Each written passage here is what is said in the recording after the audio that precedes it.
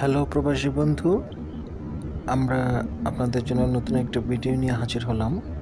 আমরা জার্মানির একটি গ্রামে গাড়ি ড্রাইভ করে যাচ্ছিলাম। তো অনেক সুন্দর লেগেছিল, চারপাশে সবুজ ঘাস, মাঠ, পাহাড়। তো বিষয়গুলো আপনার সাথে শেয়ার করার জন্য ভিডিওটি করেছি। ভিডিওটি দেখুন, আশা করি আপনাদের ভালো লাগবে। ধন্যবাদ।